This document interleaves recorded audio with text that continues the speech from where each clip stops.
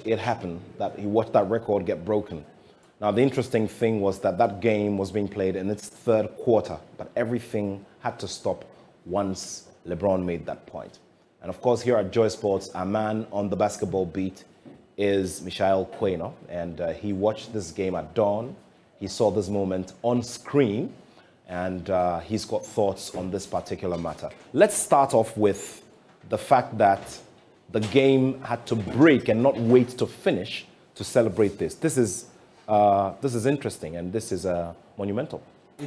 It actually speaks about the culture of the NBA. It has its own, I want to call it its own pop culture, its own fanfare, its own jazz. When you see the NBA, it has this flex, it has this swagger that comes along with it. And this reminds me about when Will Chamberlain scored 100 points, the only NBA player to score 100 points in a single game. After Chamberlain hit .100, you know what happened?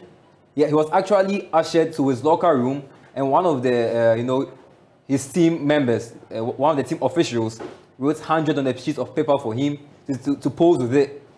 For him to take a picture with it, before the game resumed, before he came back to the court for the game to resume and everything. It looked like that was the end of the game, but the game hadn't even ended. It was entering its final moments of the fourth quarter-ish and stuff like that. So it just speaks about the pomp and jazz of the franchise. And also, when that point, we made it that shot hit the bottom of the net, where he just raised his hand into the air, and almost immediately it was a cue for all the photographers to come onto the court to come and get shots of it. And he was also calling his family. He called his sons, he called his daughter, he called his mom, he called his wife, and he also called some of the Walker family who took care of him when he was coming up, because he used to live with them and live with his mom as well. So it's just the culture and the fun vibe of the NBA.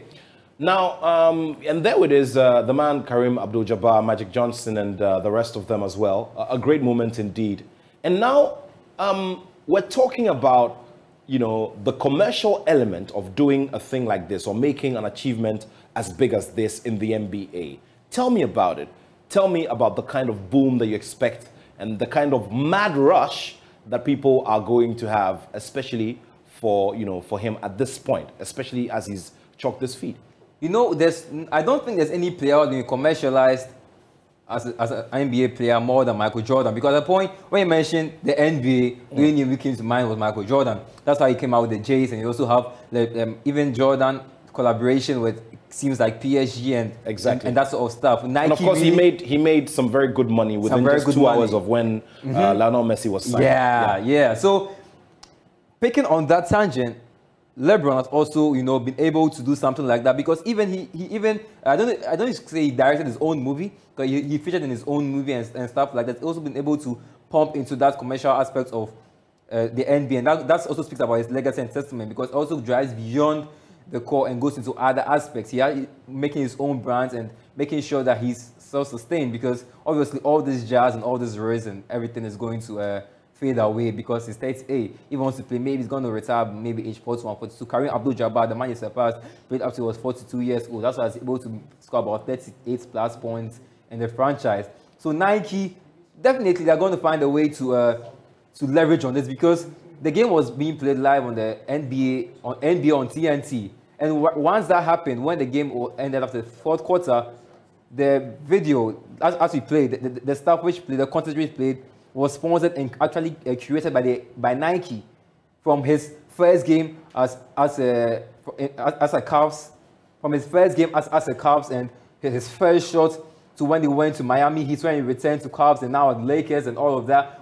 For his powder celebration, all of it was created by Nike. They spoke to his mom, they spoke to his brother, they spoke to Magic Johnson, they spoke to Kareem Abdul-Jabbar, they spoke to some other celebrities like Rihanna and all of that. So the commercialization of this was even started way before he made the show, because when you watch the press conference, the backdrop of it was LeBron James with his powder celebration, and right beneath it was the NBA's all-time scorer. So the commercialization started right before this moment, because it was long in coming. Because I remember it was in this same studio in January where, after he hit that 8K points, I did that chronology of when he was going to break it. I concluded on the ending of February and first weeks of March, because I was thinking about his health, and maybe his coach would not like to play him in all games because he's 38 years and old, 38 and all. But it came some 2 weeks before that. Finally, it just looks like he is not done at all when it comes to what we're going to see. I mean, there's so much time. I mean, once he has good health and he's in form, to make even more and stretch this record and make it unattainable as much as possible. Yeah, it is abnormal when you think about it, because to get 38, as much as he's gotten, 38,288, at the moment, the average points per game for in the NBA is about 8.1, 8.2, 8.5, thereabout. So if you want to get 38,288, you're supposed to score 8.1 and above for more than 17 years.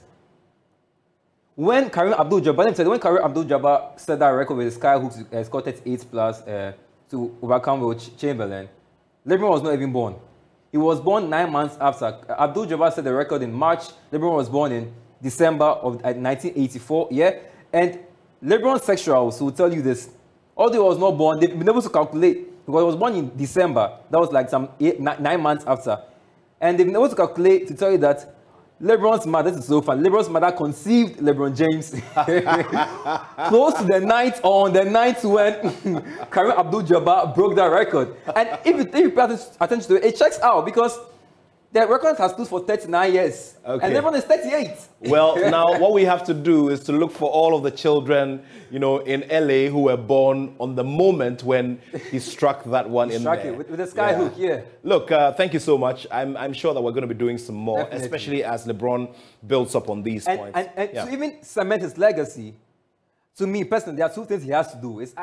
And definitely one has to be him hitting 40K, because nobody has done that. When he hits 40K, the argument is over. But also make sure that the Jordan sexuals, Michael Jordan sexuals, are also silenced. However, he has to win one more ring. Currently, he has 4. He might not be able to tie up with Jordan, who has 6. But if he wins one more ring, I think he needs to win one more ring. So he goes clear of names like Steph Curry, because obviously he's a better player than Steph Curry. He can't have the same number of rings as Steph Curry. He has to go another one, but it's all up to his health. If he can do it and stay competitive, as he said himself, it's his mentality. If he feels motivated enough, he's going to do it again. Well, this is Motivation Wednesday, the LeBron James way, and we've been doing some analysis with Michelle Quaino over here on this very big achievement. Let's see if he's able to hit the 40K. That's the count, and the count begins from now.